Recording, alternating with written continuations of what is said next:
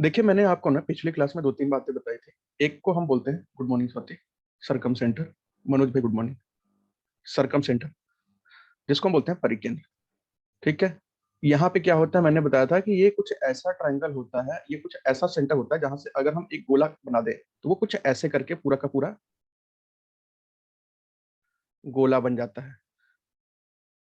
पूरा का पूरा ऐसे करके एक गोले के अंदर आ जाएगा, मतलब वहां से एक गोले को बना देंगे ना तो पूरा का पूरा एक गोला बन जाएगा। गुड मॉर्निंग इंद्रजीत भाई। और दूसरा मैंने आपको बताया था, एक सेंट्रॉइड भी बताया था। सेंट्रॉइड क्या होता है भाई? केंद्रक बताया था क्या? ये क्या होता है? सेंट्रॉइड क्या होता है भाई?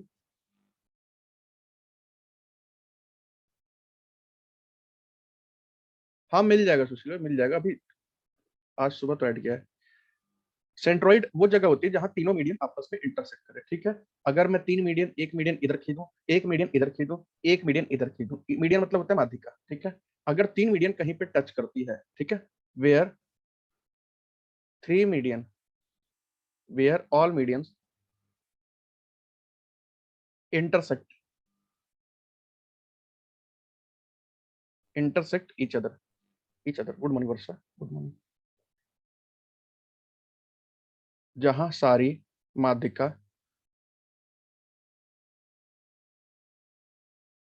आपस में मिलती हैं। अच्छा, मीडियम का मैंने बताया था, मीडियम की एक दो बातें मैंने बताई थी कि मीडियम होता क्या है, काम कैसे करता है। तो अगर मान लीजिए हम लोग एक ट्रायंगल ले लें, फॉर एग्जांपल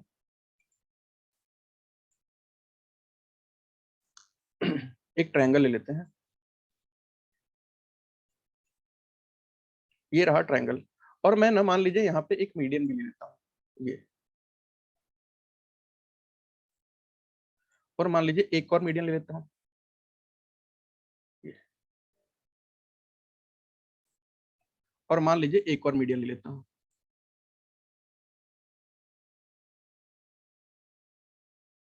ठीक है। ये मैं बता रहा हूँ आपको सेंट्रॉइड का, सेंट्रॉइड केंद्रक, या आप मीडियन भी समझ सकते हैं, माध्यिका।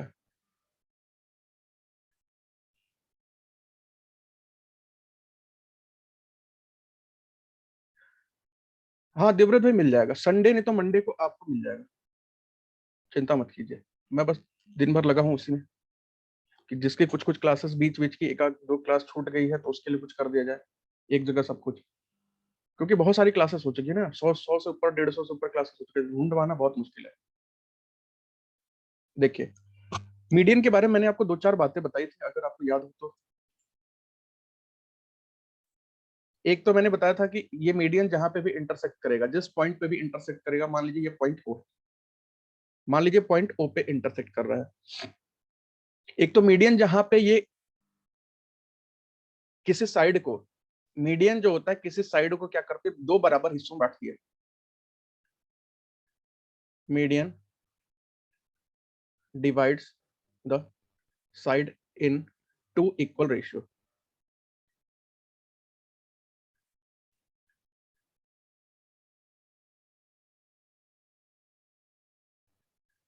माध्यिका एक भुजा को दो बराबर हिस्सों में काटती है, दो बराबर हिस्सों में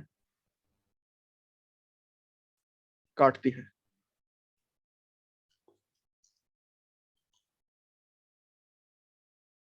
ठीक है।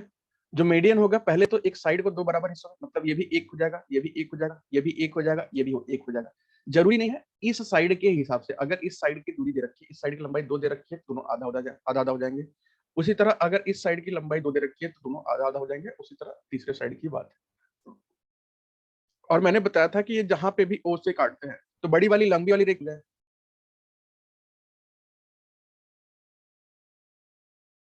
ठीक है। तो यहाँ पे एक बात और लिख लीजिएगा, centroids divides the median in the ratio, in the ratio of 2:1। केंद्रक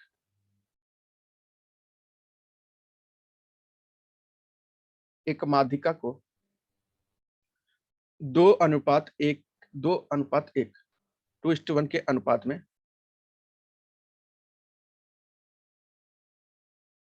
विभाजित करती है, विभाजित करती है। हाँ बिल्कुल, जो वर्टेक्स कोने वाले हो जाएंगे उनको दो, बड़े वाले हिस्से को दो में और छोटे वाले हिस्से को तीन। साइड की तरफ एक होगा, बड़े वाले हिस्से की तरफ दो होगा।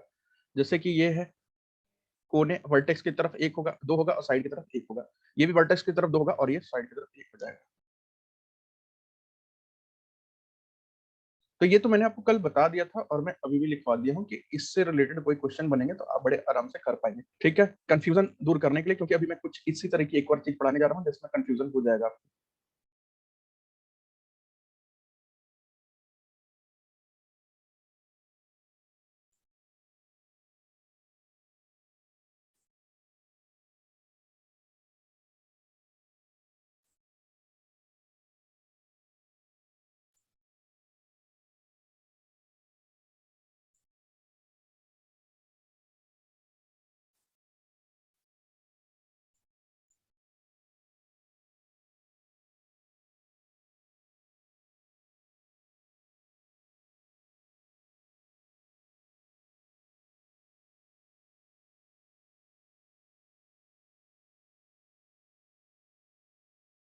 हो गया भैया यहाँ तक?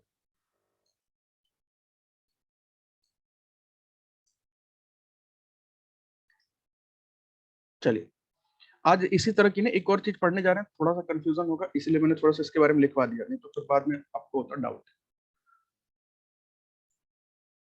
ठीक है, तो थोड़ा सा याद रखिएगा, हमने अभी बात की थी सेंट्रॉइड की, मीडियन से रिलेटेड है। मीडियन क्या होता है, सेंट्रॉइड क्या होता है?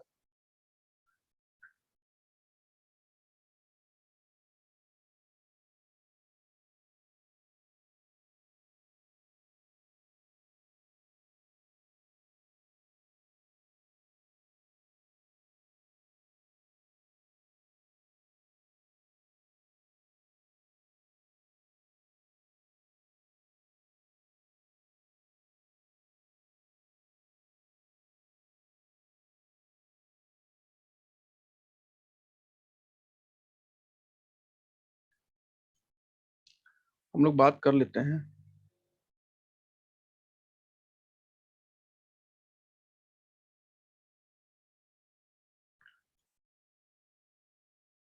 ऑर्थो सेंटर की।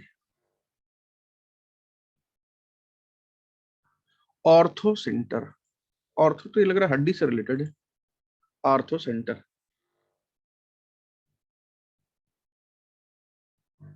Ortho centre.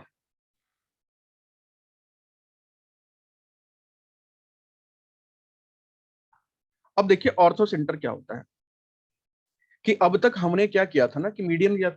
हम लोग एक काम करते हैं, मीडियन को थोड़ी देर के लिए हटा देते हैं, मीडियन की बात नहीं करेंगे अभी।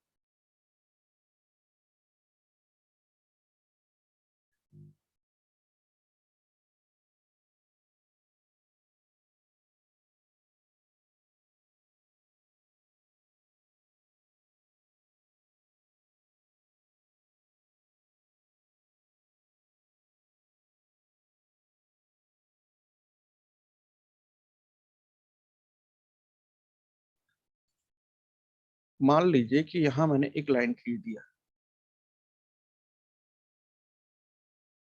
ठीक है, और एक और मैंने खींच दिया इधर,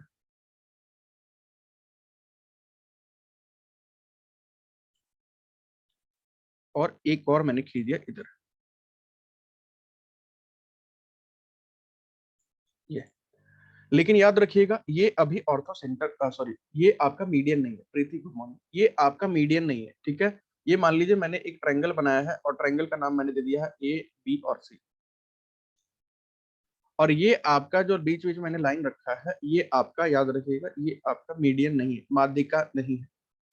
देखिए ऑर्थो सेंटर का मतलब क्या होता है कि अगर मैं किसी ट्रायंगल में, अभी ऑर्थो सेंटर की तरफ मत जाइए, अगर मैं किसी ट्रायंगल में, अगर मुझे एरिया निकालना है, फॉर एग्जांपल, अभी ऑर्थो सेंटर भूल जाइए, अगर मुझे किसी ट्रायंगल में ना मुझे निकालना है इसका एरिया, तो मैं क्या कर सकता हूँ भाई, अगर मुझे कोई इसका एल्टीट्यूड बता दे या मुझे कोई इसका हाइट बता दे, यानी कि अगर मुझे कोई ये बता देगा तो मैं बड़े आराम से कर दूंगा कि half into base into height कर दूंगा और हमारा आंसर आ जाएगा। ठीक है, 1/2 इंटू बेस इंटू हाइट। तो अगर मैं इस एल्टीट्यूड को, मतलब इसको मान लीजिए एल्टीट्यूड मान लें, 90 डिग्री पे काटेगा ना एल्टीट्यूड, हाइट जो होता है ऊंचाई, इसको मान लीजिए मैं H1 मान लूं, इसको मान लीजिए मैं H2 मान लूं, और इसको मान लीजिए मैं H3 मान लूं।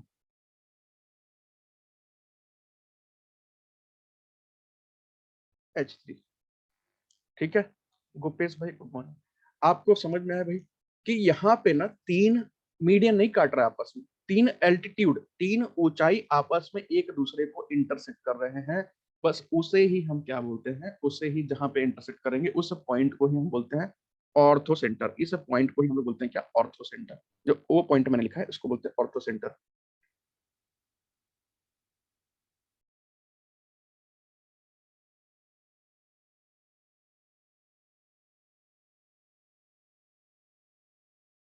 ठीक है, आप लिख सकते हैं यहाँ पे वेयर ऑल एल्टीट्यूड्स या height of a triangle, of a triangle intersect each other। Manish भाई good morning, good morning. intersect each other, जहां एक त्रिभुज की तीनों, या ऐसे लिख सकते हैं तीनों, सारी सारी ऊंचाई आपस में एक दूसरे को, आपस में एक दूसरे को काटे, उसे क्या बोलते हैं भाई, ऑर्थो सेंटर। ऑर्थो सेंटर कहते हैं।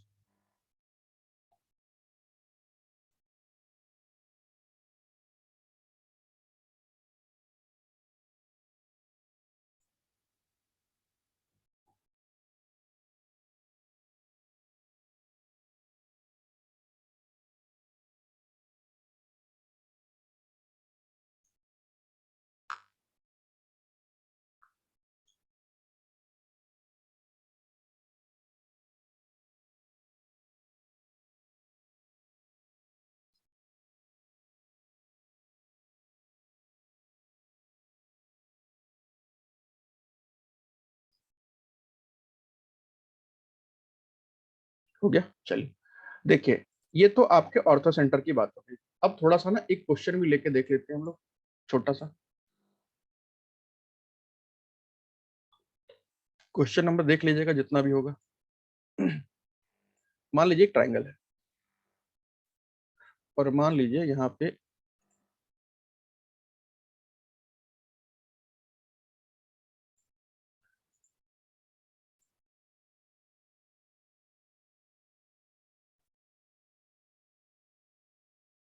ठीक है, ये ट्राइंगल है आपका ABC,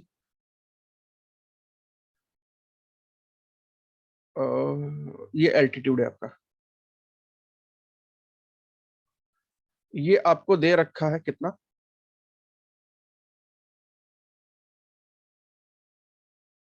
130 मान लीजिए।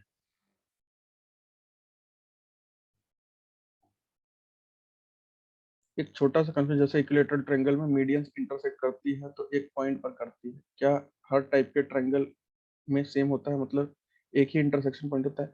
बिल्कुल, हर ट्रायंगल में एक ही इंटरसेक्शन पॉइंट होता है। हर ट्रायंगल में, हर टाइप के ट्रायंगल में एक ही इंटरसेक्शन पॉइंट होता है।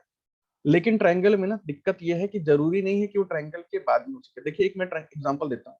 अगर मैं कोई एक ट्रायंगल ऐसा बना दूं, ऐसा, इसमें इंटरसेक्शन पॉइंट ट्रायंगल के अंदर में नहीं आ पाएगा। इसमें इंटरसेक्शन पॉइंट कहाँ, ट्रायंगल के कहीं पे यहाँ पे आ रहा होगा, बाहर में आ रहा होगा। ठीक है, तो हर डिपेंड होता है ट्रायंगल के ऊपर कि जरूरी नहीं है कि अंदर आ जाएगा। इक्विलेटरल है तो भैया इक्विलेटरल में बीच में आ जाएगा। अगर मान लीजिए 90 डिग्री है, 90 डिग्री है, 90 डिग्री का कोई ट्रायंगल बनेगा, तो जो इंटरसेक्शन पॉइंट होगा तो वो तो यहाँ पे आ जाएगा ना, इस हाइपोटेन्यूज पे आ जाएगा ना, यहाँ से ही बराबर होगा, यहाँ से ही बराबर होगा, ऐसे करके यहाँ से बराबर हो जाएगा।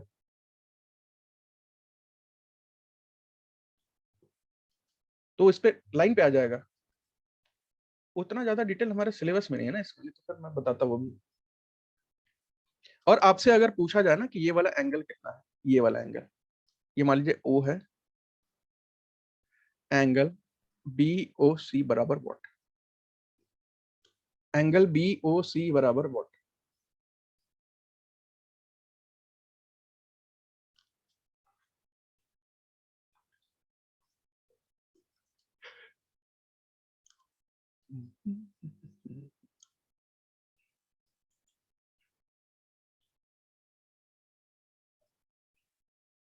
130 वर्टिकली अपोजिट एंगल के रूल से नहीं होगा यार, मैं पहले बता दे रहा हूं, वर्टिकली अपोजिट एंगल के नियम से यहाँ पे नहीं होगा, वर्टिकली अपोजिट एंगल के नियम से यहाँ पे नहीं होगा, मैं वही बात तो बता रहा हूं।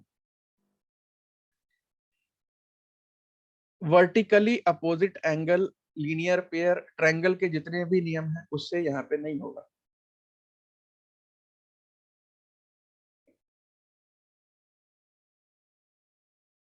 ठीक है, वैसे आंसर सही है लेकिन तरीका गलत है, अगर पेपर में कुछ और पलट देंगे तो काम हमारा खराब हो जाएगा। तो थोड़ा सा हम लोग बात कर लेते हैं। कितनी स्लाइड हुई है भाई? स्लाइड तो बहुत हो गई है, चौथी चल रही है अभी। अगर मान लीजिए, मैं आपको एक एग्जांपल देता हूँ, थोड़ा सा समझाता हूँ कॉन्सेप्ट, फिर आते हैं वहां पे। मान लीजिए हमारा कोई ट्रायंगल है, ये कॉन्सेप्ट है भाई, ये क्वेश्चन नहीं है। और मान लीजिए ये हमें दे रखा है उसका एल्टीट्यूड। ठीक है, मान लीजिए कोई ट्रायंगल है, ये हमें दे रखा है उसका एल्टीट्यूड, मान लीजिए ये दे रखा है h1 और ये दे रखा है h2। अच्छा, ये क्वेश्चन नंबर 15 है, ये दे रखा है h2, ये कॉन्सेप्ट की बात कर रहे हैं। तो याद रखिएगा, ये जो एंगल होगा ना, ये जो देखिए ऊपर वाला बन रहा होगा, जैसे कि मैं आपको एक एग्जांपल देता हूँ, ए बी सी डी ई और ये ओ है मान लीजिए। तो ये जो आपका है ना क्वाड्रिलेटरल बन रहा है, एक ए ई डी, ए ई ओ डी। क्वाड्रिलेटरल में पता है ना, सम ऑफ अपोजिट साइड्स आपस में 180 डिग्री के बराबर होते हैं। मतलब ये वाला एंगल अगर हम जोड़ दें, ये वाला एंगल जोड़ दें, तो आपस में 180 होंगे। उसी तरह ये वाला अगर हम जोड़ दें और ये वाला हम जोड़ दें, तो भी आपस में 180 होंगे। हम बात कर रहे थे इस वाले एंगल की, हम बात कर रहे थे यहाँ नीचे वाले एंगल की कि ये कितना होगा। तो देखिए आपस में अगर मुझे ये वाला एंगल निकालना है ना, इसके लिए क्या करते हैं, ये है एंगल बी ओ सी। एंगल बी ओ सी निकालने के लिए मैं दो आपको कॉन्सेप्ट बताऊंगा, एक अभी बताऊंगा, एक थोड़ी देर में बताऊंगा। बी ओ सी निकालने के लिए मतलब यहाँ पे मान लीजिए ये थीटा की वैल्यू है, अगर ये आप ये थीटा की वैल्यू चाहते हैं, बी ओ सी बराबर थीटा, और थीटा की वैल्यू क्या हो जाएगी भाई, 180 डिग्री माइनस में हो जाएगा एंगल ए। ये आपको इसका फॉर्मूला रहेगा, ये आपको इस फॉर्मूले पे चल के इसमें काम करना है। मान लीजिए ये ना दे करके ऊपर वाला दे दिया ना, तो फिर आपको हो जाएगा कंफ्यूजन। आपको इस वाले कॉन्सेप्ट पे काम करके इसका आंसर बताना है। वैसे आंसर तो बिल्कुल सही है, लेकिन मैंने बोला लीनियर पेयर और अल्टरनेटिव अपोजिट, वर्टिकली अपोजिट वाला कॉन्सेप्ट कोई भी हम यहाँ पे नहीं लगाएंगे। ठीक है, तो अगर मुझे ये थीटा की वैल्यू चाहिए, अगर मुझे इस थीटा की वैल्यू चाहिए, तो थीटा की वैल्यू क्या हो जाएगी, पहले मुझे ये चाहिए होगा। और ये मैंने बताया कि 130 है, आमने सामने का एंगल मिला के 180 होता है, तो ये कितना हो जाएगा, 50 डिग्री। अब आपको थीटा की वैल्यू आप लिख सकते हैं क्या, कि 180 डिग्री में से हम क्या कर देंगे, 50 डिग्री को माइनस कर देंगे। देखिए एक्चुअल में 130 हमने कहीं इस्तेमाल ही नहीं किया है, एक्चुअल में हमने 130 कहीं इस्तेमाल ही नहीं किया है। तो ये कितना हो जाएगा, आएगा आंसर सही है 130 डिग्री, लेकिन उस तरीके से नहीं आएगा। ठीक है, और ये हमारा बिल्कुल सही आंसर होगा। ये जो भी था हमारा क्वेश्चन नंबर 15 था।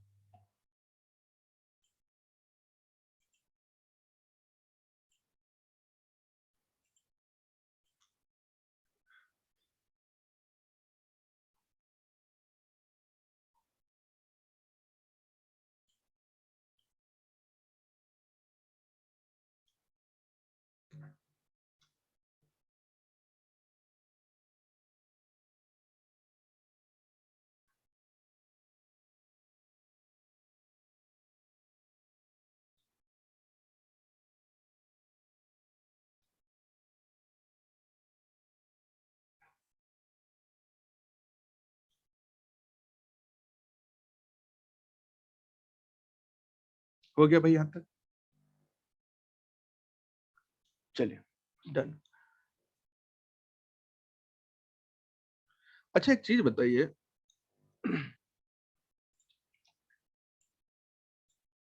एक मैंने ट्रायंगल का नाम सुना है जिसको ऑप्टियूस बोलते हैं, उसका मतलब क्या होता है? ऑप्टियूस, ऑप्टियूस ट्रायंगल, इसका मतलब क्या होता है? 90 से बड़ा, 180 से छोटा।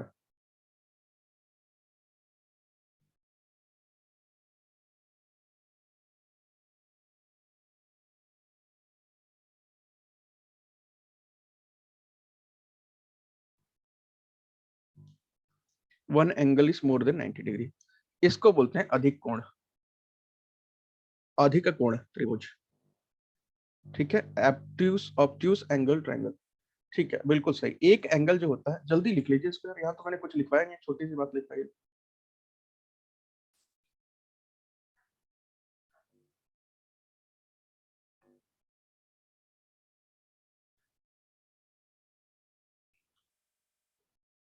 हो गया।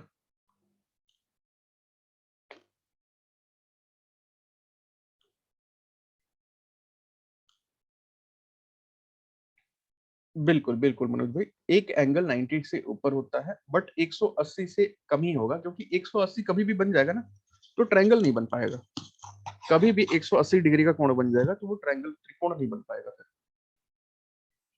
हो गया। देखिए, ऑब्ट्यूस का मतलब क्या होता है मैं आपको बताता हूँ कि अगर देखिए, अगर मैं इस लाइन को दे दूं और बोलूंगी भैया कि ये पॉइंट है, ट्रायंगल बना दो बीच से, ये पॉइंट है बीच का, तो आप बोलेंगे भैया इसको ट्रायंगल बनाऊं कैसे, इसी पे तीसरी लाइन थोड़ी ना खींच दूंगा। मान लीजिए ये ए बी और सी है, तो ऑब्वियस सी बात है ट्रायंगल बनाने के लिए आप इन तीनों को ऐसे थोड़ी ना जोड़ सकते हैं। 180 डिग्री कहीं का बन जाएगा तो वहां पे त्रिभुज नहीं बन पाएगा, ये चीज याद रखिएगा। तो इसीलिए हम क्या बोलते हैं कि ऑब्ट्यूस का मतलब क्या होता है कि कोई भी एक एंगल, कोई भी एक कोण जो होता है वो क्या होता है आपका 180 से छोटा होना, यानी कि 90 से बड़ा होना। 90 से बड़ा होगा सुशील भाई, 90 से बड़ा होगा, 180 से छोटा होगा। जैसे कि मैं आपको एक एग्जांपल बता देता हूँ कैसा बनेगा। जैसे कि मान लीजिए ऐसा। ठीक है।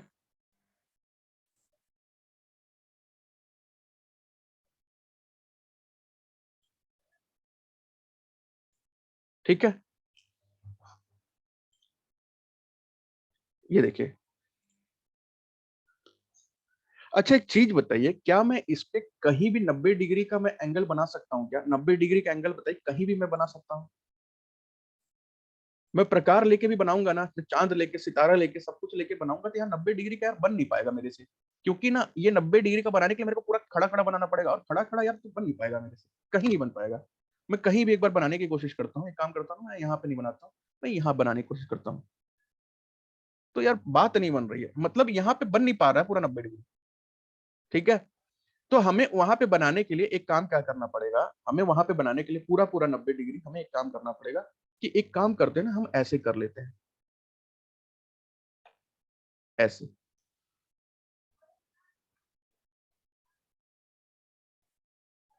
ठीक है, अगर हम ऐसे कर लेना तो यहाँ 90 डिग्री बन जाएगा, तो यहाँ 90 डिग्री बन जाएगा। लेकिन यार समस्या ये है कि बाकी के दो लाइन तो पागल हो जाएंगे कि भैया हमें भी तो लो, एल्टीट्यूड मिलाना मतलब कि तीनों का लेना है ना, कि एक का ले लो और काम खत्म कर दो, वो फिर पॉसिबल नहीं है ना।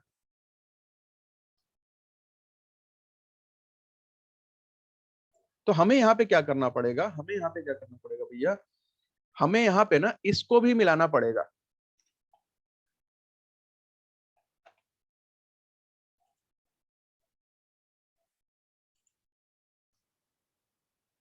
हमें इसको भी आगे मिलाना पड़ेगा, देखना पड़ेगा जहां पे भी 90 डिग्री का कोण बन जाए। ठीक है, और जहां पे भी एकदम करेक्ट 90 डिग्री का कोण बन जाए, ऐसा।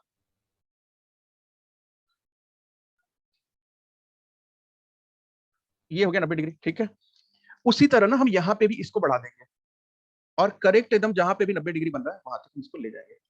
बिल्कुल बिल्कुल, इसका ऑर्थो सेंटर बाहर बनेगा।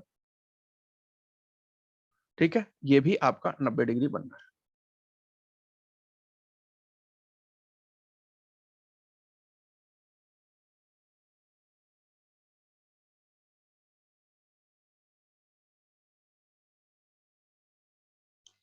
तो पेपर में एक बार सवाल आया था, थोड़ा सा मेरे बनाने में मिस्टेक हो गया, देख लीजिएगा। कि पेपर में एक बार सवाल आया था कि भैया ये जो ऑब्ट्यूस एंगल ट्रायंगल होता है ना, अधिक कोण त्रिभुज होता है, इसका जो होता है ऑर्थो सेंटर वो कहाँ बनता है? तो याद रखिएगा, इसका ऑर्थो सेंटर इसके बिल्कुल बाहर बनेगा। इसका ऑर्थो सेंटर होगा ये यहाँ पे बनेगा, इसका ऑर्थो सेंटर। ऑर्थो सेंटर, इसका ऑर्थो सेंटर होता है ऑब्ट्यूस का, वो बिल्कुल बिल्कुल बाहर बनता है। ठीक है।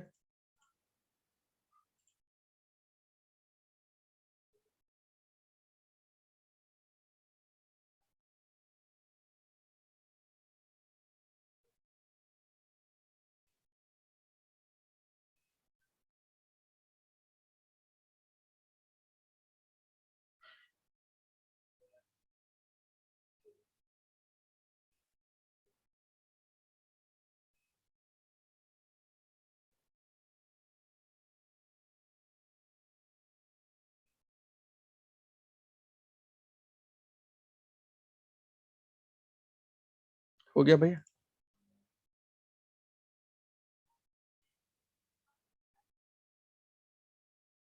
चलिए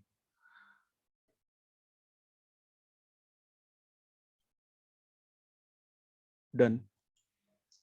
अच्छा एक चीज बताइए कि मैं अगर ना यहीं पे मैं एक 90 डिग्री ट्रायंगल बना दूं, right angle triangle,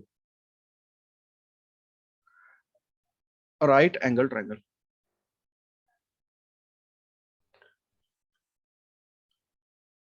right angle triangle में क्या होता है, इसका कोण क्या होता है, बराबर एक कोण बराबर 90 डिग्री होता है। मैं थोड़ा सा दूर बना देता हूँ। एक कोण बराबर 90 डिग्री का होता है। ये कुछ ऐसा बनता है, ठीक है। यहाँ पे एक कोण होगा जो कि आपका 90 डिग्री का बन रहा होगा। ये होता है आपका राइट एंगल ट्रायंगल।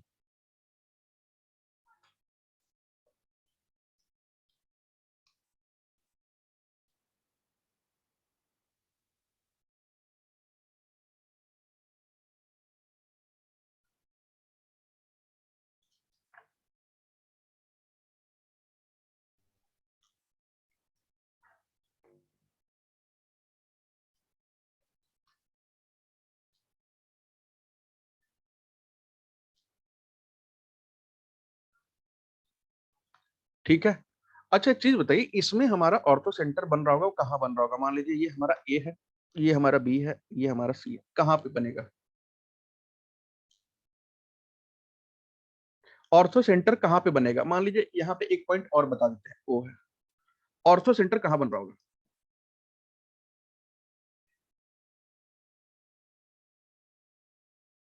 ठीक है सुशील भाई, बाकी एसी पे ठीक है।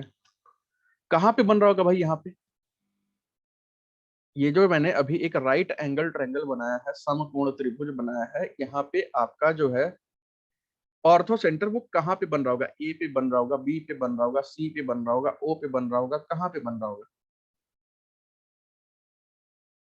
ओ पर बन रहा है, ए सी पर बन रहा है, यानी कि ओ पर बन रहा है।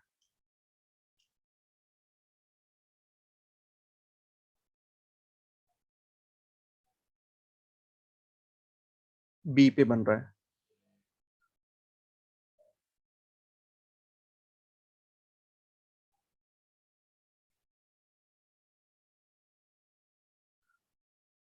ओ पर मीडियन इंटरसेक्ट करेगी, अच्छा। चलिए, अच्छा एक चीज बताइए, अगर मैं इसी ट्रायंगल को थोड़ा सा उलट पुलट के ऐसा कर दूं, इसी ट्रायंगल को थोड़ा सा उलट पुलट के मैं ऐसा कर दूं, ऐसा कर दूं, ठीक है, और ये 90 डिग्री है, ये 90 डिग्री, मैंने थोड़ा सा उलट दिया इसको, ठीक है। तो इसका अगर मेरे को एरिया निकालना होगा तो एल्टीट्यूड क्या हम ऐसा ही लेंगे ना कुछ? एल्टीट्यूड तो ऐसा ही लेंगे, half into base into height करने के लिए। तो अगर मुझे ये वाला एल्टीट्यूड मिल जाएगा तो हमारा काम हो जाएगा, अगर मुझे ये वाला एल्टीट्यूड मिल जाएगा तो काम हो जाएगा। लेकिन समस्या ये है ना, कि समस्या ये है कि भैया ये नहीं समझ में आ रहा है कि हमारा जो है ऑर्थो सेंटर कहाँ बनेगा, वो पॉइंट ओ पे बनेगा, ए पे बनेगा, कि बी पे बनेगा, कि सी पे बनेगा। तो याद रखिएगा ये एक एक्सेप्शन है, वैसे तो बनना चाहिए ओ पे, वैसे तो बनना चाहिए ओ पे, ठीक है। वैसे तो आपका ऑर्थो सेंटर बनना चाहिए ओ पे, क्योंकि आप बनाएंगे ना, जब यहाँ से भी 90 डिग्री कुछ ऐसा ही बन रहा होगा, यहाँ से भी 90 डिग्री कुछ ऐसा ही बन रहा होगा। ये राइट एंगल ट्रायंगल जो है ना, समकोण त्रिभुज, इसमें एक एक्सेप्शन होता है कि इसमें ऑर्थो सेंटर कहाँ बनता है? ऑर्थो सेंटर पॉइंट बी पे बनेगा, ऑर्थो सेंटर, ठीक है। ये एक्सेप्शन है, अपवाद है, लिख लीजिएगा।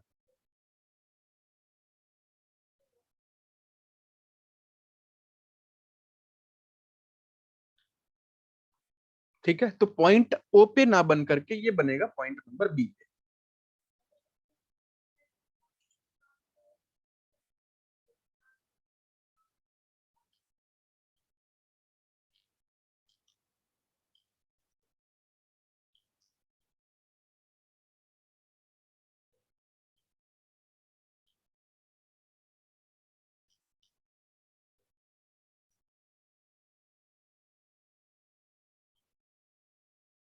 हो गया भाई? चलिए,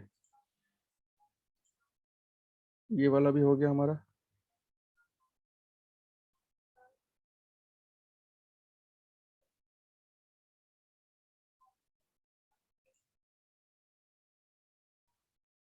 चलिए एक क्वेश्चन करिएगा तो, छोटा सा, बहुत छोटा सा, कोई नया कॉन्सेप्ट नहीं है।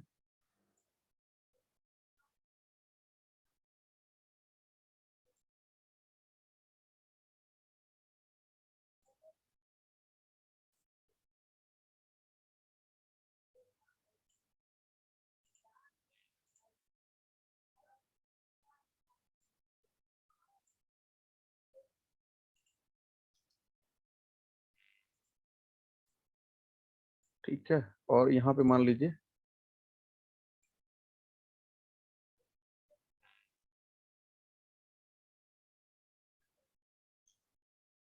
चलिए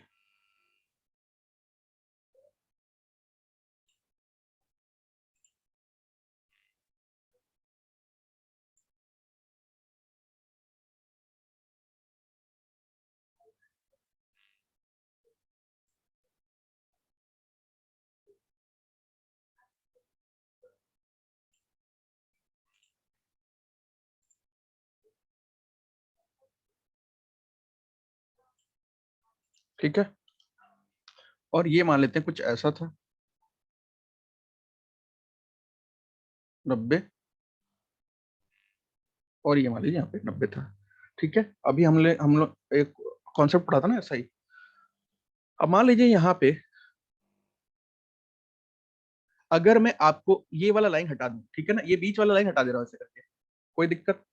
क्लियर तो है ना, वही वाला ट्रायंगल है, बस थोड़ा सा शेप बदल गया है, बीच वाला लाइन हट गया। तो इसका कुछ भी नाम वाम ले लीजिए, मान लीजिए ए ले लीजिए, बी ले लीजिए, सी ले लीजिए, डी ले लीजिए, ई ले लीजिए और ओ ले लीजिए। वो मैं थोड़ा सा इधर लिख देता हूँ, ओ ले लीजिए। ठीक है, अगर ना आपको मान लीजिए कि इस क्वेश्चन में आपको यहाँ पे दे रखा है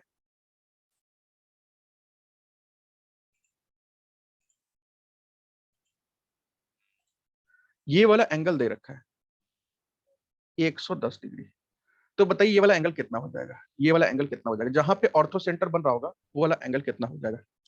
ऑर्थो सेंटर जहां पे बन रहा होगा वो वाला एंगल कितना हो जाएगा?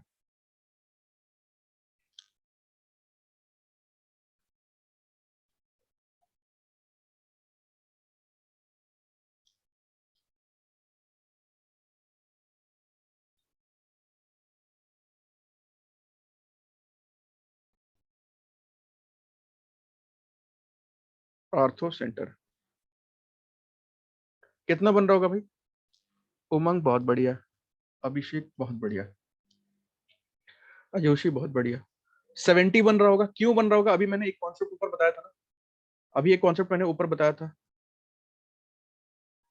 कि उस एंगल का और इस एंगल का, मनोज और रेडमी K20, ठीक है, उस एंगल का और ये एंगल का, मान लीजिए ये एंगल ए है और ये एंगल बी है, दोनों का सम भैया कितना होना चाहिए? ए प्लस बी बराबर 180 डिग्री।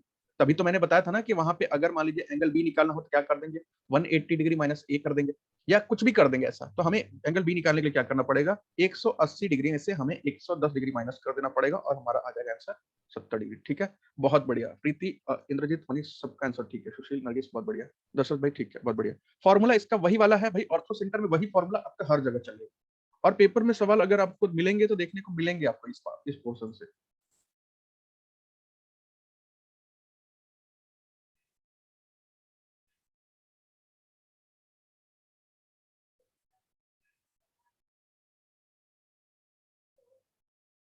ठीक है, अब यहाँ पे एक बात और समझ लीजिएगा, तो हमारा ये वाला ज्योमेट्री का ये वाला पोर्शन खत्म हो जाएगा। एक्चुअली ज्योमेट्री तो बहुत बड़ा टॉपिक है, ज्योमेट्री का ये वाला पोर्शन जो है खत्म हो जाएगा।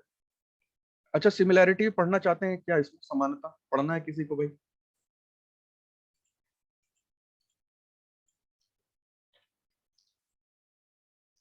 एनसीएल में भी भाई ज्योमेट्री का बेसिक्स आ सकता है, बस इससे ऊपर नहीं आएगा। मतलब यहीं तक बस, लास्ट कॉन्सेप्ट एक बताने जा रहा हूँ, बस इससे ऊपर नहीं आएगा। पढ़ा दो, कभी तो कह दिया करिए बस करो।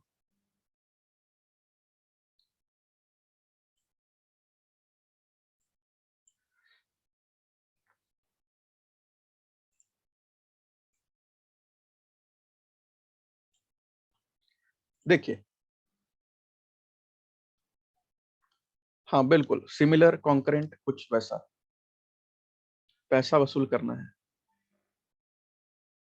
अभी नहीं कहेंगे बस करो, अच्छा अभी नहीं करेंगे बस करो, चलिए कोई नहीं, पढ़ लीजिए भाई,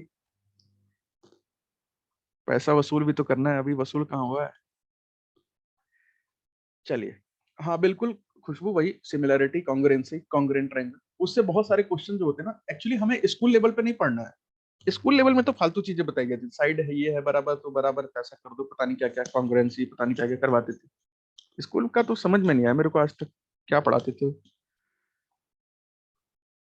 अभी मनीष भाई फरवरी से पहले कुछ पता नहीं है, फरवरी तक अभी इसके सीएमडी आएंगे तब ना।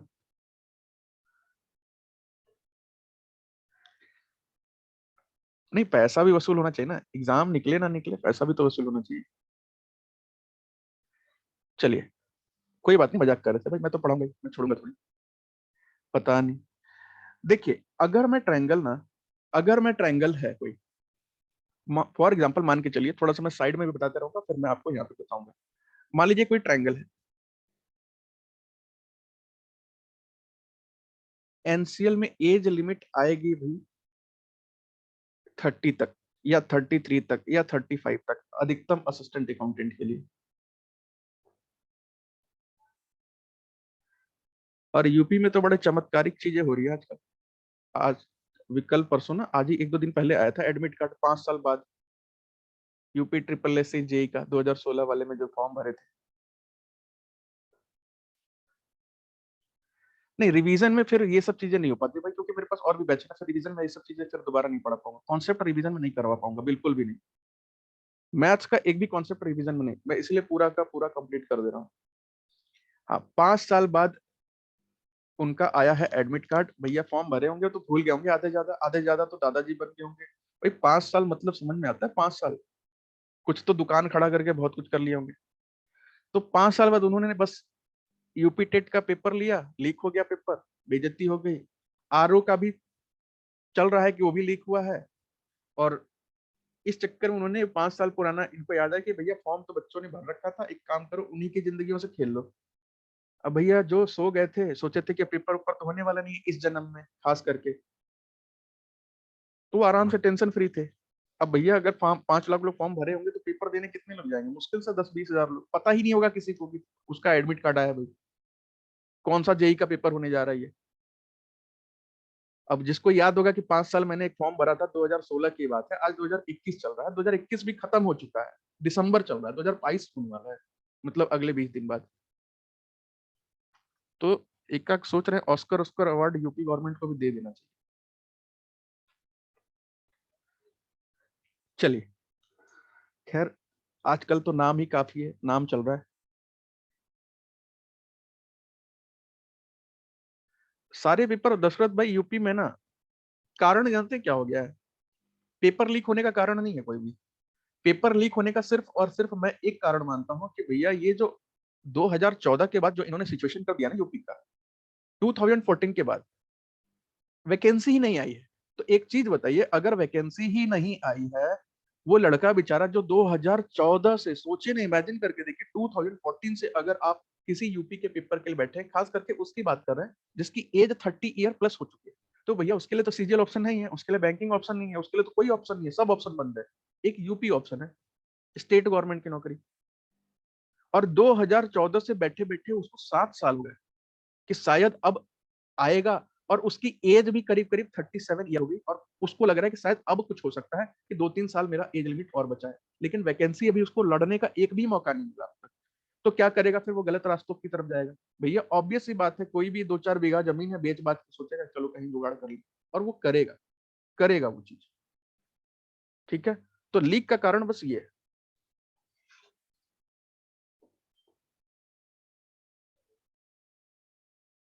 हाँ, बिल्कुल बिल्कुल बिल्कुल। और इसमें ना, इसमें किसी की गलती नहीं है, इसमें किसी का, सरकार की भी गलती नहीं है भाई।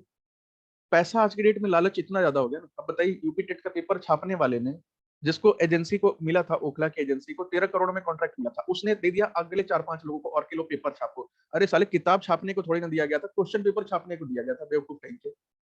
13 करोड़ का कॉन्ट्रैक्ट मिला, वो दे दिया कोलकाता में किसी को, दूसरे स्टेट में किसी को, भोपाल में किसी को, कहीं और किसी को। ऐसा लग रहा है कि जैसे कि वो ना कॉपी, प्लेन कॉपी छापने के लिए दे दिया गया। भाई यूपी टेट का क्वेश्चन पेपर है, गवर्नमेंट के साथ तुम्हारा कॉन्ट्रैक्ट हुआ है, तुम दूसरे को छापने के लिए दे रहे हो। और यहाँ जिसको जिसको छापने के दे रहे हैं, ये सारे घर में बैठ के सेटिंग कर रहे हैं, आ जाओ क्वेश्चन पेपर ले जाओ, आ जाओ क्वेश्चन पेपर ले जाओ। तो 10 दिन पहले से पेपर था बच्चों के पास, 10 दिन पहले से, पेपर के दिन थोड़ी ना पेपर ये लीक हुआ है, 10 दिन पहले से क्वेश्चन पेपर था बच्चों के पास। सारे सेट ए बी सी तक बच्चों के पास पड़े थे, बहुत सारे लोगों के सब पास ए बी सी पड़ा हुआ था। तो बस ऐसा ही होता है। अब कॉन्ट्रैक्ट क्यों मिल गया? तो भैया इसके जो मुख्य सचिव थे यूपी ट्रिपल एस सी के, उनके दोस्त का था प्रिंटिंग प्रेस। उसका प्रिंटिंग प्रेस था देवव्रत भाई, उसका प्रिंटिंग प्रेस था, लेकिन उसको लग रहा था ना कि भैया थोड़ा सा काम में बड़ा आदमी बन गया हूँ 13 करोड़ का लेके, तो इसलिए उसने ऐसा कर दिया। यूपीपीसीएल में ऐसा नहीं होगा, क्योंकि यूपीपीसीएल ना पहले ये यूपी ट्रिपल एससी के पैर पकड़ती थी, भैया नौकरी दे दो, बच्चों को ढूंढ के ले आओ। लेकिन उसको ना 2016 के बाद पता लग गया कि भैया ये बड़ी हरामखोर ऑर्गेनाइजेशन है यूपी ट्रिपल एससी, इसका पीछा छोड़ दो। इन्होंने उसका एग्रीमेंट ही कैंसिल कर दिया, भैया अब मुझे आपका कोई भी बंदा नहीं चाहिए, लेना ही नहीं है आपके यहाँ से, मैं अपना खुद पेपर करवाऊंगा। और देखिए उसके बाद से इतना बढ़िया पेपर करवाते हैं, भले बच्चों का सिलेक्शन ना हो, 10 वैकेंसी आए, 2 ही का सिलेक्शन हो, लेकिन लेते हैं, वैकेंसी भी देते हैं कंटिन्यू। असिस्टेंट अकाउंटेंट ये सब चीजें ना ये कंटिन्यू कर दी, क्योंकि इनके पास अब इतना काम बढ़ गया ना कि अब ये हर साल वैकेंसी आएगी, हर साल नौकरी आएगी, समझे। इसीलिए यूपी ट्रिपल एस से नहीं लिखते, यूपी ट्रिपल एस आज तक 2016 वाला क्लियर नहीं कर पाई है। यूपी पीसीएल बताइए 2018 वाला क्लियर कर चुका है, 2019 वाला क्लियर कर चुका है, 21 वाला भी अभी क्लियर ही कर देगा, आप मान के चलिए। अभी जो पेपर हुआ था, लेखा लिपिक का पेपर हुआ था, ये मान के चलिए कि 1-2 महीने में उनको भी नौकरी दे दे। अरे देवव्रत भाई, सबके पास पे क्वेश्चन पेपर, तो कोई नई बात नहीं है, अपने पास भी क्वेश्चन पेपर था, बट वही चीज है ना, क्या फायदा, हमें तो पेपर देना नहीं था। तो यहाँ पे देखिए थोड़ा सा बात समझिएगा कि अगर मान लीजिए ना हमारे पास एक ट्रायंगल है ऐसा करके, अगर मैं इस ट्रायंगल के इस एंगल को, अभी ये साइड वाइड पे ध्यान मत दीजिएगा, अभी मीडियन पे भी ध्यान मत दीजिए, अभी हाइट पे भी ध्यान मत दीजिए, कि अगर मैं इस एंगल को ऐसा काटूं कि ये बराबर बराबर कट जाए, ठीक है, मतलब कि अगर ये 60 डिग्री का मान के चलिए ना एंगल था, तो ये 30 डिग्री हो गया, ये भी 30 डिग्री हो गया, ठीक है। अगर मैं किसी ट्रायंगल के किसी एक कोण को आपस में बराबर बराबर दो हिस्सों में बांट दूं, ठीक है, तो जैसे कि मैं मान लीजिए यहाँ पे कोई एंगल था, यहाँ पे कोई एंगल था, और यहाँ पे कोई एंगल था, मैंने क्या किया, इन तीनों एंगल को मैंने आपस में बराबर बराबर बांट दिया, मतलब कि दो हिस्सों में काट दिया। जैसे कि इसको मैंने नापा एकदम प्रकार से और दिखा कि 60 क्या भैया बराबर बराबर काट दिया, ठीक है। यहां से मतलब मत रखिएगा यहाँ 90 बन रहा है कि पता नहीं 40 बन रहा है कि 50 बन रहा है, उससे मतलब नहीं है, हमें तो बस उस एंगल को काटना है। यहाँ 90 बन रहा है, क्या बन रहा है यहाँ हमें नहीं पता अभी, ये बात याद रखिएगा, ये नहीं कि यहाँ भी 90 बना लीजिएगा, यहाँ का हमें नहीं पता वो वहां क्या बनेगा। और उसी तरह मान लीजिए मैं इधर से भी एक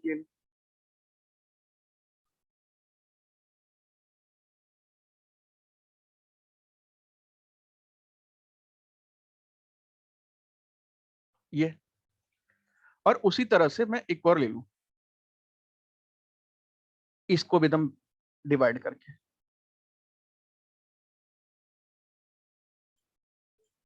ठीक है। तो जब मैं तीनों एंगल को आधा आधा काट के, तीनों कोणों को बराबर बराबर हिस्सों में काट करके जो मेरे को एक सेंटर मिलेगा ना, मैं अभी आपको उसके बारे में बताता हूँ, उस सेंटर से मैं क्या कर सकता हूँ।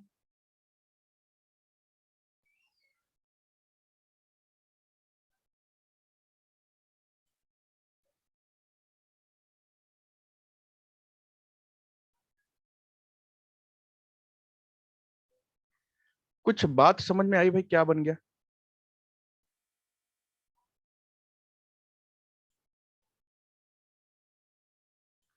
ये बन गया आपका इन सेंटर, इन सेंटर अंत केंद्र, ठीक है।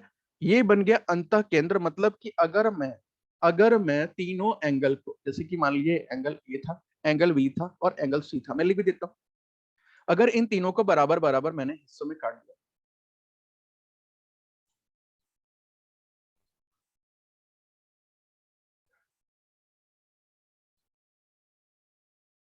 मीटिंग पॉइंट ऑफ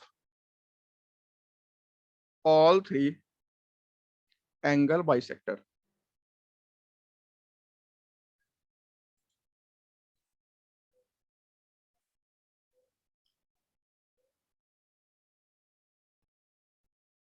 तीनों कोण द्विभाजक का मिलन बिंदु, ठीक है। तीनों कोण द्विभाजक का मिलन बिंदु होगा, तो उसको हम क्या बोलते हैं, इन सेंटर बोलते हैं, लिख लीजिएगा भाई, इन सेंटर बोलते हैं।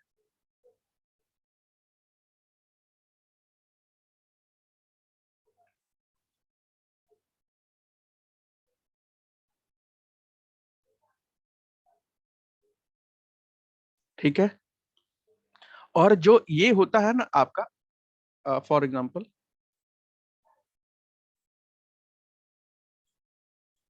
ये वाला जो होता है आपका लाइन,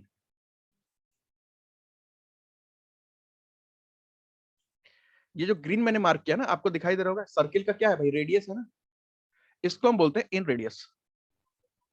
अगर कोई ट्रायंगल के अंदर, त्रिकोण के अंदर कोई सर्किल बनता है और उस सर्किल के पास कोई रेडियस बनता है, तो उसको क्या हम बोलते हैं, इन रेडियस। अब वो कितना बन रहा होगा एंगल के बारे में अभी कुछ नहीं कह सकते, मैंने बोला ना उस एंगल के बारे में कुछ नहीं कमेंट कर सकते, क्योंकि कुछ भी कहना गलत हो जाएगा। 90 भी मैं कह दूं तो कहीं कहीं वो सेटिस्फाई नहीं करेगा, इसलिए मैं 90 भी उसको नहीं कह रहा हूं अभी।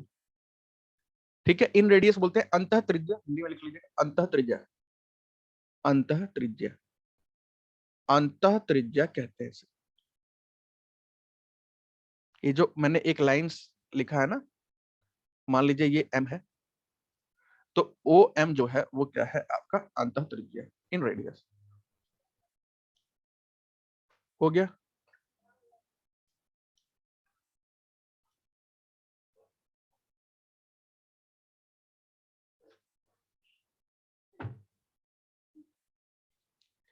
अब इसी का एक छोटा सा कॉन्सेप्ट और समझिएगा, कि अगर मान लीजिए कि एक ट्रायंगल में बना दूं, ठीक है, अगर मान लीजिए एक ट्रायंगल में बना दूं, ये उसी का एक ऊपर वाले का ही कॉन्सेप्ट है। अगर मैं ट्रायंगल बना दूं, और मैंने अभी बताया था कि चीजें कैसे कैसे बनाते हैं, मान लीजिए मैंने ना यहाँ पे एंगल बाइसेक्टर ले लिया, ये एक ये ले लिया,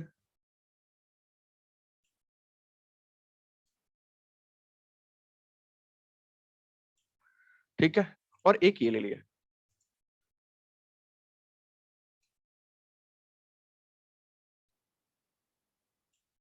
ठीक है। और ये जो है ना, ये जो ओ है, ये याद रखिएगा, ये हम बात कर रहे हैं, ये इन सेंटर है, ये इन सेंटर के केस में बात कर रहे हैं, इन सेंटर के केस में बात कर रहे हैं, अंतः केंद्र के बारे में बात कर रहे हैं, अंतः केंद्र। अगर ना, अगर मान लीजिए ये ए है, ये मान लीजिए बी है, ये मान लीजिए सी है, यहां मान लीजिए कोई एक एंगल होगा, ठीक है, मान लीजिए यहाँ पे एक एंगल है अल्फा मान लेते हैं, ठीक है, और यहाँ पे एक एंगल है थीटा मान लेते हैं, थीटा मान लेते हैं। तो क्या कोई थीटा की वैल्यू बता सकता है क्या, थीटा की कोई वैल्यू बता सकता है? मान लीजिए अल्फा को अभी टेम्परेरी मान लीजिए कि 60 डिग्री का है, तो क्या आप थीटा की वैल्यू बता सकते हैं क्या? अभी अल्फा के चक्कर मत पड़िए, अगर आपको पता है कि जो एंगल ए है वो है 60 डिग्री का, तो क्या आप बता सकते हैं क्या कि ये जो थीटा की वैल्यू कितनी हो जाएगी? ठीक है सुशील भाई, ठीक है, बहुत बढ़िया। इंद्रजीत भाई, ठीक है, बहुत बढ़िया। अभिषेक, ठीक है, बहुत बढ़िया। अच्छा ठीक है, थोड़ा सा कंफ्यूजन हो रहा है, थोड़ा सा कंफ्यूजन हो रहा है, एक काम करिए, इसको 70 करके बताइए, 70 डिग्री करके बताइए, थोड़ा सा क्लियर हो जाएगा, क्योंकि आंसर वो गलत बन रहा है। अल्फा मान लीजिए 70 डिग्री, अब बताइए,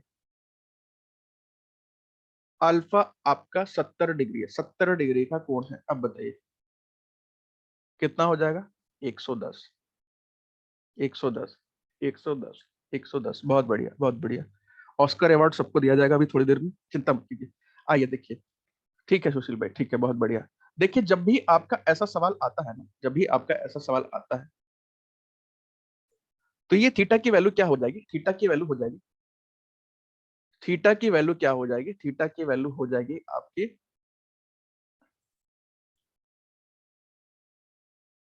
90 degree plus half angle alpha.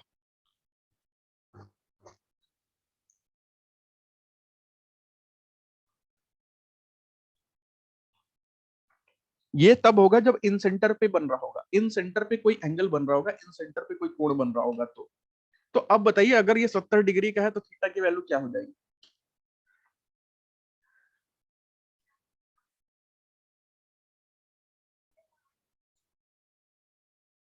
अगर मैं इसको उठा करके, और मान लीजिए इसको मैं बना देता हूं क्वेश्चन नंबर 17, क्वेश्चन नंबर 17, और यहां पे मैं इसको पेस्ट कर देता हूं, ठीक है। मान लीजिए अब मैं इसको दे देता हूं, ये लिख दूं कि भैया ये है 70 डिग्री का आपका, ये अल्फा जो है ये 70 डिग्री का है, थीटा बराबर वॉट।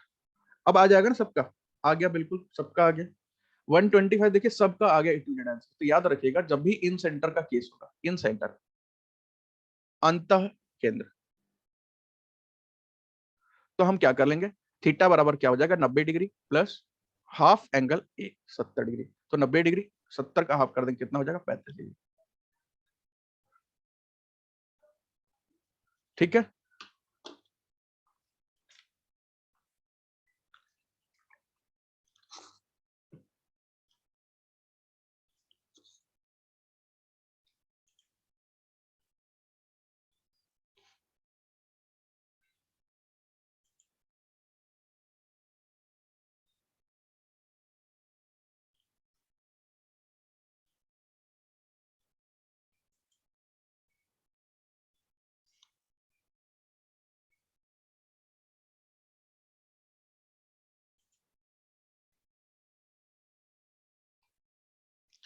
बिल्कुल स्वाति गिवन होगा, नहीं गिवन होगा तो आप कैसे कर पाएंगे बताइए। मान लीजिए मैं सेंटर ही ना बताऊं कि कौन सा सेंटर है, फिर तो नहीं कर सकते ना हम लोग।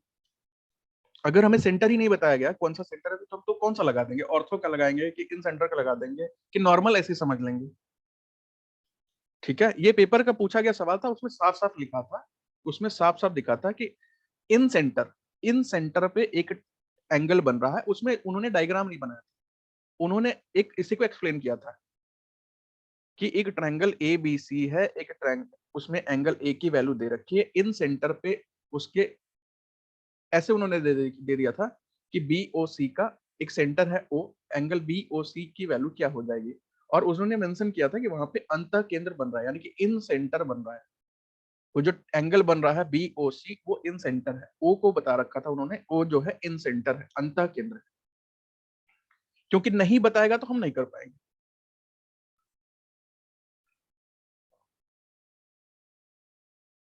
और बता अगर नहीं बताएगा तो हम लोग कैसे कर पाएंगे। मान लीजिए मैं आपको ऐसे ही ट्रायंगल बना के दे दूं, ऐसे ही ट्रायंगल बना के दे दूं और मैं आपको बोल दूं कि भैया चलो ये रहा चलो ये है 30 डिग्री, आप ये वाला एंगल बता दो थीटा की वैल्यू। अब भैया आप लगाएंगे कौन सा मेथड जब कुछ मेंशन ही नहीं किया तो, क्योंकि हर किसी का मेथड तो अलग अलग है।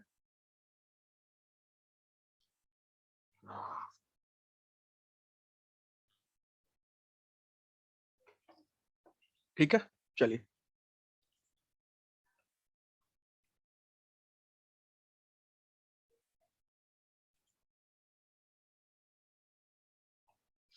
एक सेकंड दीजिए,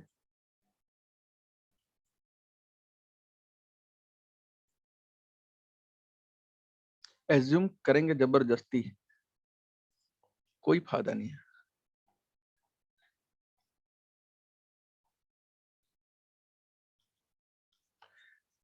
90 डिग्री कहां से, ये प्रूफ करना पड़ेगा दर्शक भाई, इसे प्रूफ करना पड़ेगा। ये देखिए प्रूफ करके फॉर्मूला निकला है ना, जैसे पाइथागोरस थ्योरम हम लोग लेते हैं तो वो प्रूफ करके निकला है, वो ऐसा नहीं है कि वो ऐसा फॉर्मूला ही है।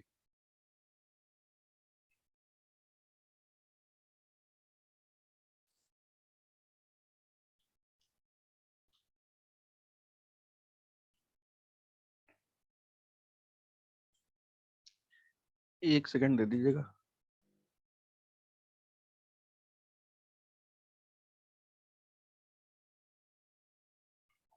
हाँ, एक चीज और मैं बताना भूल गया आपको, बस ये देख लीजिएगा।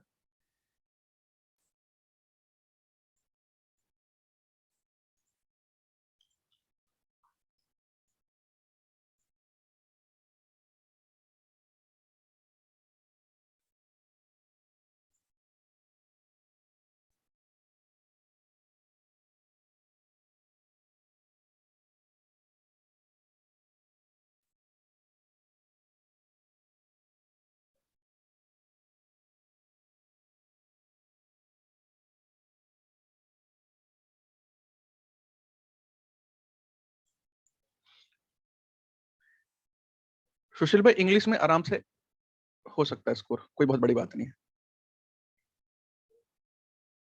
इक्विलेटरल ट्रायंगल,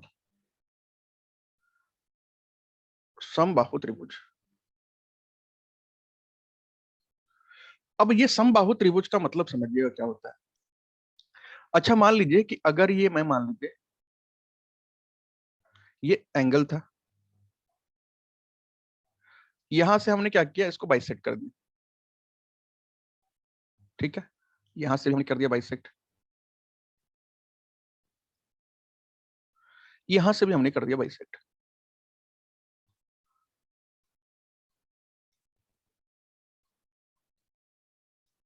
ठीक है, ये है इक्विलेटरल ट्रायंगल की बात कर रहे हैं, समबाहु त्रिभुज की बात कर रहे हैं। यहाँ पे समझिएगा भाई, इसकी कहानी बहुत लंबी चौड़ी है। क्या लंबी चौड़ी कहानी है वो मैं बता देता हूँ आपको।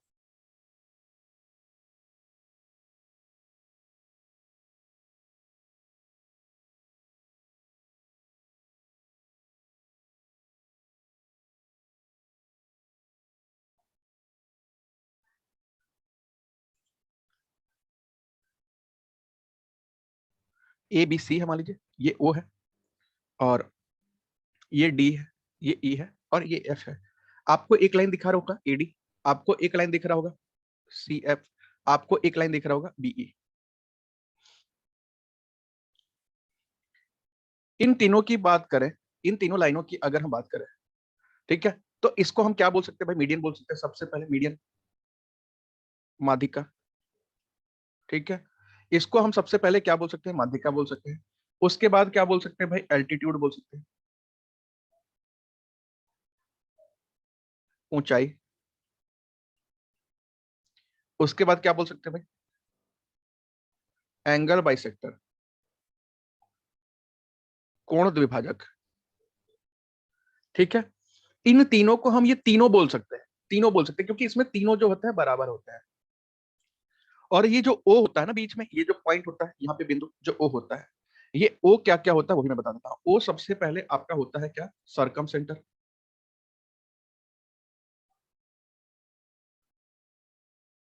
परिकेंद्र, नंबर 1।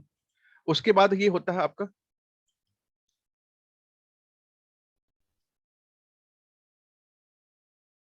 सेंट्रॉइड, केंद्रक। उसके बाद ये होता है आपका ऑर्थो सेंटर, ऑर्थो सेंटर।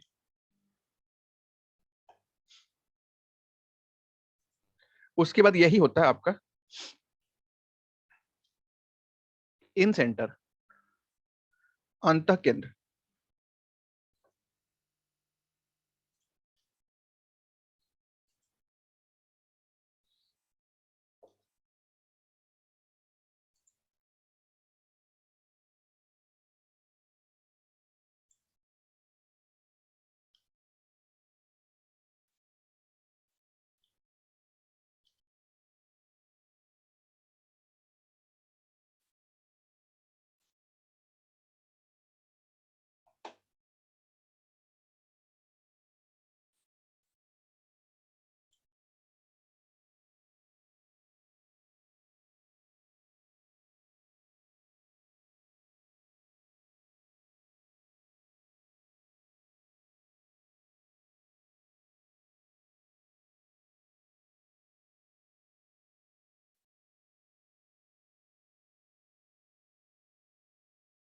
हो गया भाई?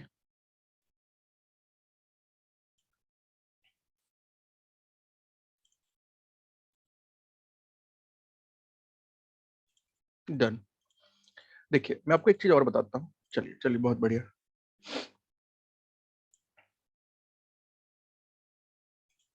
10 मिनट और पढ़ लेते हैं।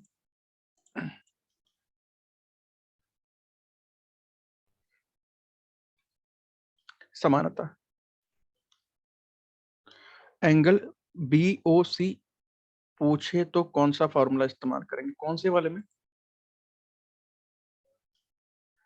बी ओ सी पूछे तो इस वाले में।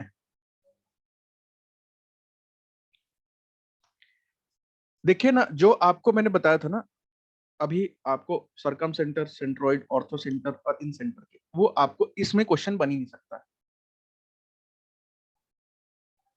ठीक है, इसमें क्वेश्चन बन ही नहीं सकता वैसा उस कॉन्सेप्ट पे। इसमें क्या बनेगा वो हम लोग बात बात करेंगे। बिल्कुल बिल्कुल सुशील भाई, बिल्कुल सही बोल रहे हैं। इसमें एंगल ए को बस हम डबल कर देते हैं, वही बी ओ सी हो जाता है। ठीक है, इसमें एंगल ए को डबल कर देते हैं, जो भी होगा 60 होगा तो ये 120 हो जाएगा, और ये बाई डिफॉल्ट होता है। ठीक है, इक्विलेटरल ट्रायंगल मतलब ये तो मान के चल रहा है ना आपको कि 60 60 60 है, तीनों एंगल उसके बराबर होंगे, 60 60 60।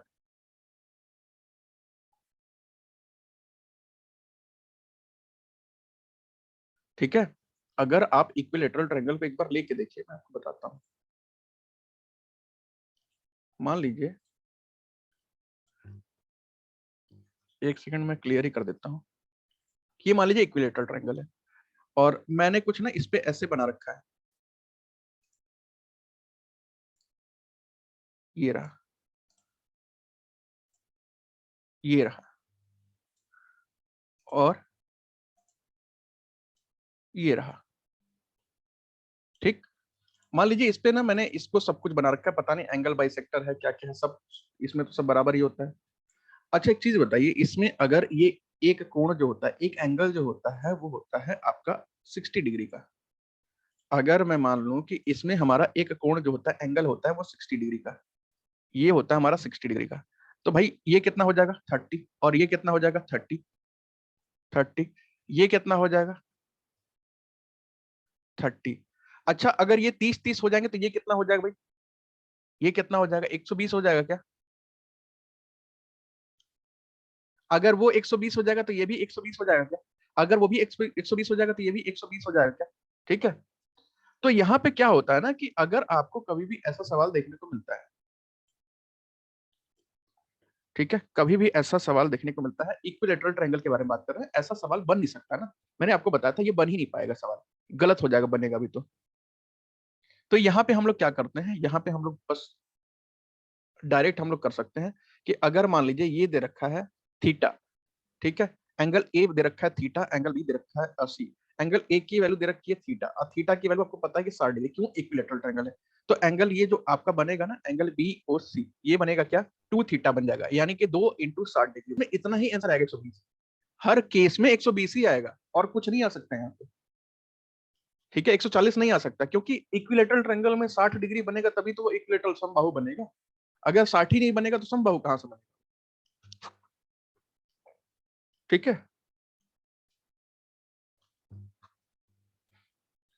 चलिए हम बात करते हैं सिमिलैरिटी की, जिसको बोलते हैं समानता।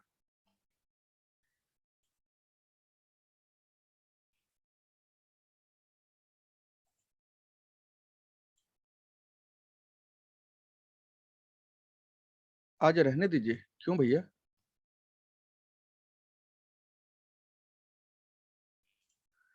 मान लीजिए हमें दो ट्रायंगल बना लो,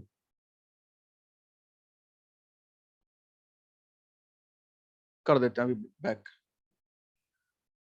संध्या is now back, reverse.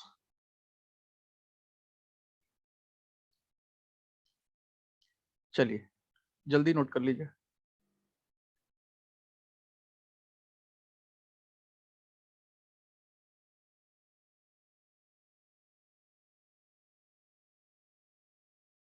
Done. चलिए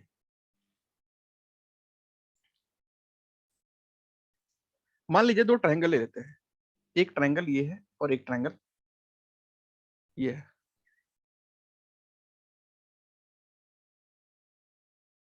ट्रायंगल के दोनों साइड में बहुत साइज में बहुत फर्क है, ये एक एंगल बराबर है, ये भी एक एंगल बराबर है, ये एंगल मान लीजिए थीटा है, ये भी एंगल इसका थीटा है, थीटा थीटा बोले तो इसका मतलब दोनों बराबर है। ठीक है, और ये मान लीजिए एंगल ए बी सी है और ये डी ई एफ है। दो ट्रायंगल है, एक ट्रायंगल ए बी सी है और एक ट्रायंगल डी ई एफ है। तो यहां पे एक बात याद रखिएगा कि किसी भी कोण के, किसी भी ट्रायंगल के, if two angles of a triangle are similar, if two triangles sorry two angles of a triangle are similar,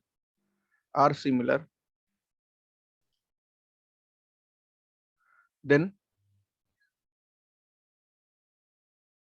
the triangle then the triangles are also similar। ठीक है,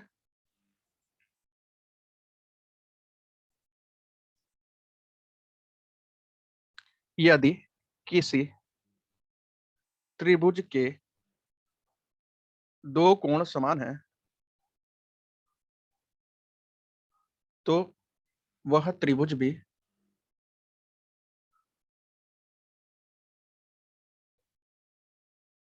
एक दूसरे के समान है, एक दूसरे के समान है।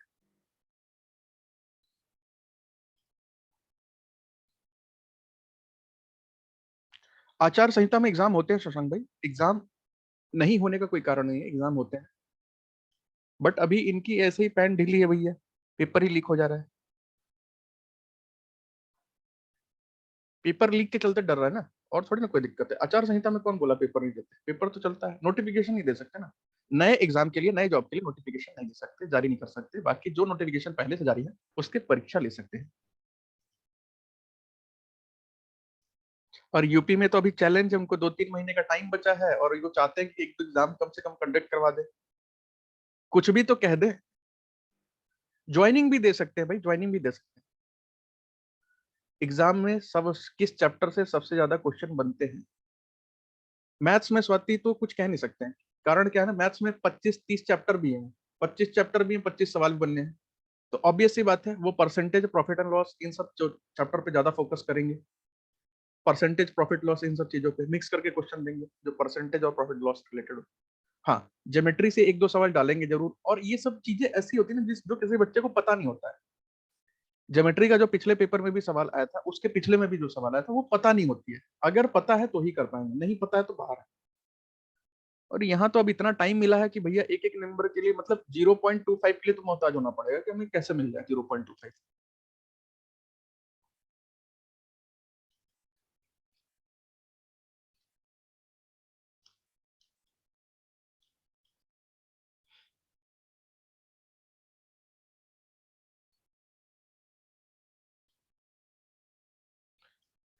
ठीक है भाई, यहाँ तक बातचीत क्लियर है कि अगर दो एंगल समान होगा तो वो ट्रायंगल भी समान हो जाएगा। ठीक है, अब यहाँ पे एक बात और समझते हैं कि मान लीजिए हम दो ट्रायंगल ले लेते हैं।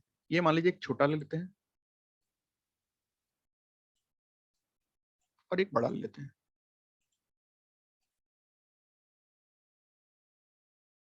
बड़ा लेते हैं, ठीक है। ये मान लीजिए दो हमने ट्रायंगल ले लिया है।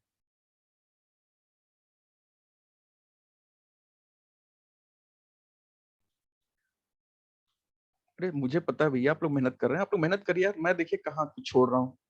छोड़ के चलना होता तो हम लोग तो कब का सिलेबस कंप्लीट कर दिए होते। जब पता चला टाइम है तो फिर डिटेल में चल रहे हैं ना, और डिटेल में चलेंगे। रीजन भी इसी तरह डिटेल में कर लेंगे।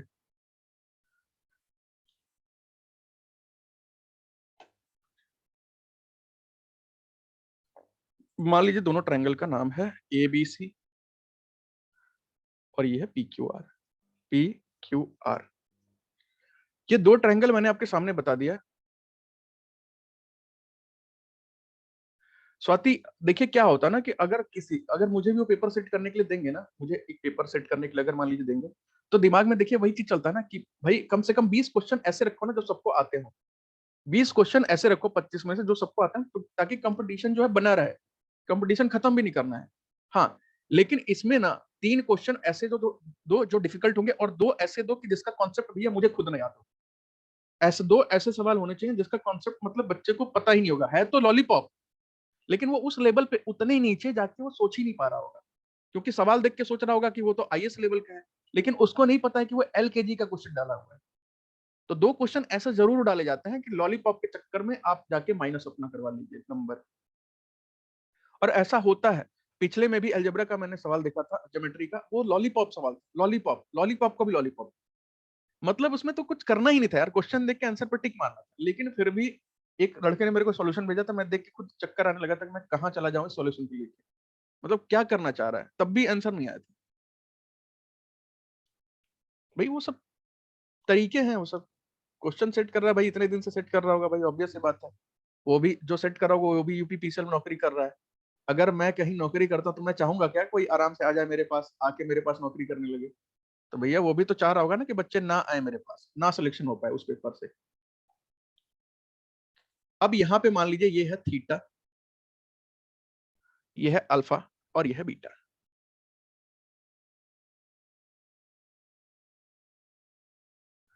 देखिए एग्जामिनर क्या करता है, जानबूझ के एक बड़ा क्वेश्चन डाल देगा, बड़ा क्वेश्चन जिसका लैंग्वेज बड़ा हो, सवाल थोड़ी ना बड़ा होता है। बस वही तो हमारे लिए काल बन जाता है, हमें टेंशन हो जाती है भैया क्या डाल दिया। और यहाँ पे मान लीजिए ये दे रखा थीटा, और एंगल बदल दीजिए, मान लीजिए ये दे रखा है आपका एंगल क्यू हो गया अल्फा, और ये एंगल आर हो गया बीटा। ठीक है, तीन एंगल मैंने बना रखे हैं, तीनों साइड इधर टेढ़े मेढ़े कर रखे हैं।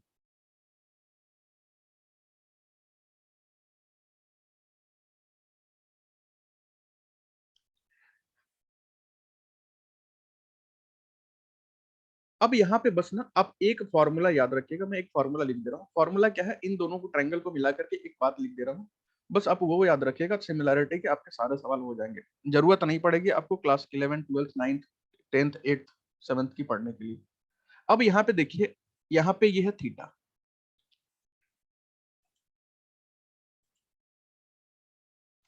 या यहाँ पे एक लाइन ले लीजिए एसी, एसी। अच्छा ये एसी इसमें इस ट्रायंगल में क्या उससे मिलता जुलता है भाई? एसी लाइन, जो ट्रायंगल ए है ना, मान लीजिए ट्रायंगल 1 और ये ट्रायंगल 2 है, जो मैंने एसी लाइन ले रखा है ट्रायंगल नंबर 2 में, उससे मिलती जुलती कौन सी रेखा है? एसी मतलब बीटा और अल्फा, बीटा और अल्फा। क्या क्यू आर है क्या ये क्यू आर?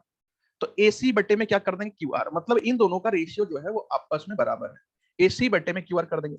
अगर मैं ना ए बी ले लूं, ए और बी, तो इस ट्रायंगल नंबर 2 में ए बी से मिलती जुलती कौन सी भाई? बीटा से थीटा, बीटा से थीटा।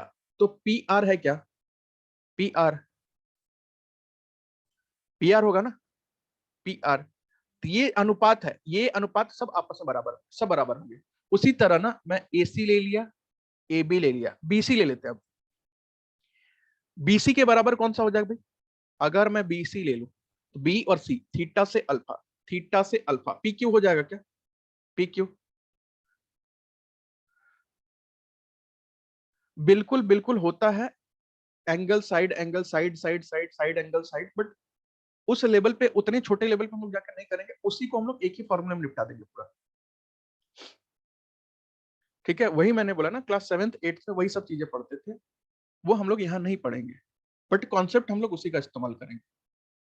क्योंकि हमसे ना एग्जाम में बस खाली पूछा जाता है क्या, हमसे एग्जाम में बस नंबर्स का सवाल आता है, ये कुछ नंबर्स दिए रहेंगे ट्रायंगल का, और आपसे कुछ साइड वाइड का लेंथ वेंथ कुछ पूछ लेगा।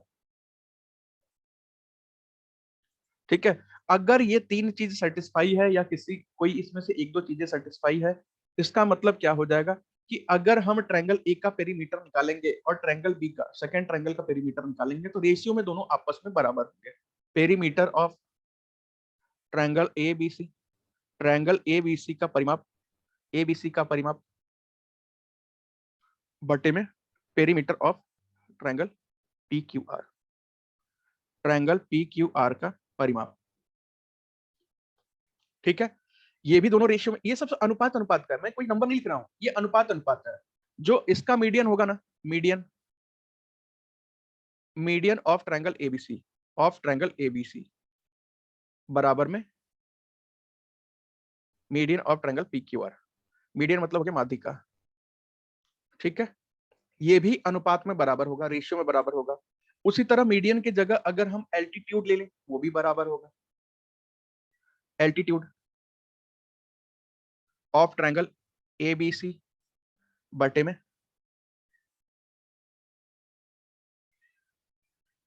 Altitude of triangle P Q R. Altitude मतलब ऊंचाई हो गया, ऊंचाई हो गया। ये भी अनुपात आपस में बराबर हो जाएगा। उसी तरह ना एल्टीट्यूड ले लिया हमने, मीडियम ले लिया, अगर मैं एंगल बाइसेक्टर ले, angle bisector, angle bisector of triangle A B C बराबर angle bisector of triangle P Q R. Angle bisector मतलब होता है कोण द्विभाजक, कोण द्विभाजक।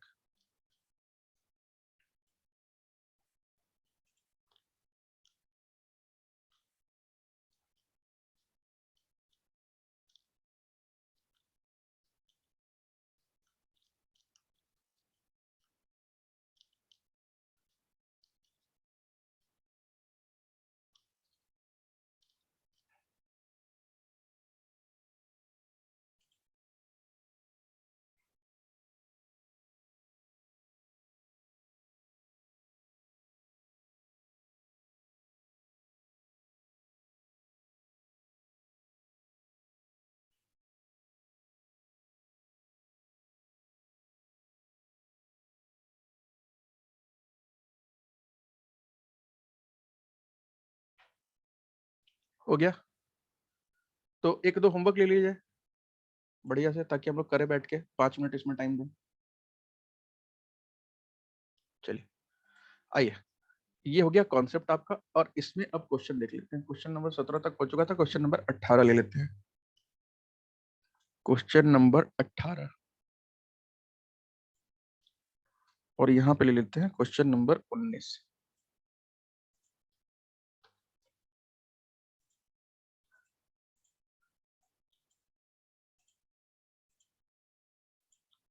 ठीक है, 2 क्वेश्चन मैं दे रहा हूँ होमवर्क के लिए, आप लोग ट्राई करिएगा, क्या पता बात बन जाए। और बड़े आसान आसान सवाल लेंगे, अभी जो मैंने कॉन्सेप्ट करा उसी पे, कुछ अलग नया नहीं।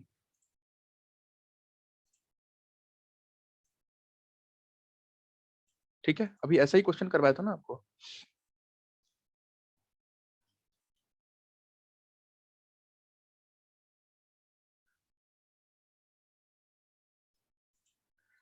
ये मान लीजिए है आपका 3 एंगल बन रहे हैं यहाँ पे भी 3 एंगल बन रहे हैं,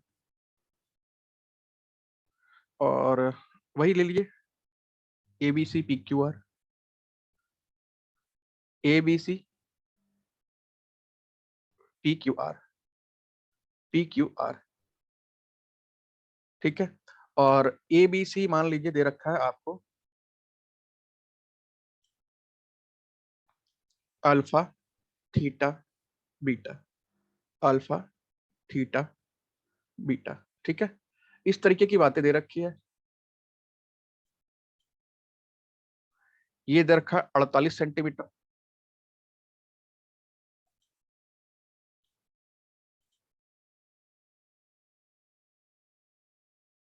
45, 72 सेंटीमीटर, सेंटीमीटर 48 सेंटीमीटर, इधर हो गया 52 सेंटीमीटर, इधर हो गया 45 सेंटीमीटर, इधर हो गया 72 सेंटीमीटर। ये नीचे जो दो बातें दे रखी है ना, हमें चाहिए क्या, इसमें निकालना क्या हमें?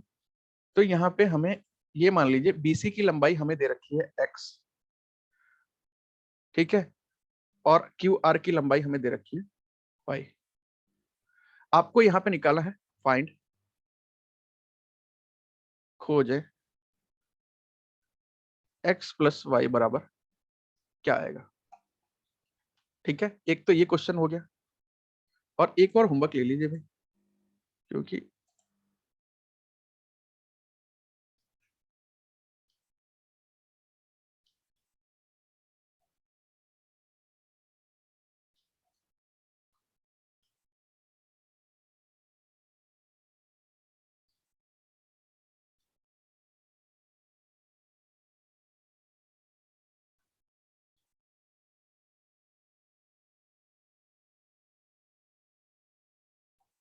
एक और क्वेश्चन ले लीजिए आप इसी के नीचे।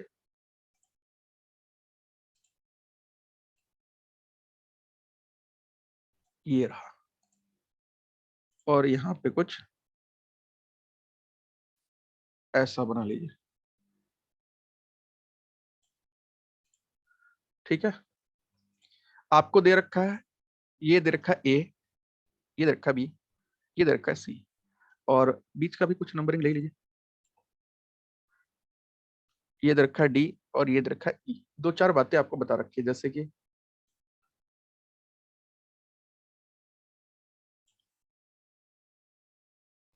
ए डी बराबर 4 सेंटीमीटर, ए बी बराबर 12 सेंटीमीटर। ठीक है, ए डी और A B equal to 12 centimetre, A E is equals to 5 ले लीजिए,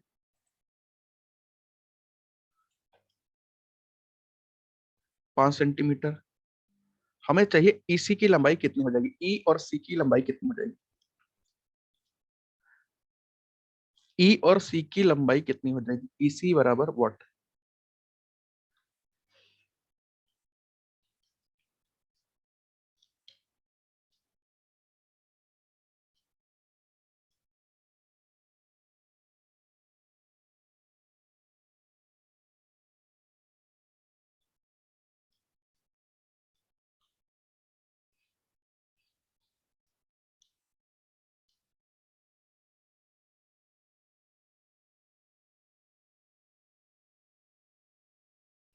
ठीक है, और एक दो चीज और ले लीजिए क्योंकि अभी होगा नहीं सवाल ये।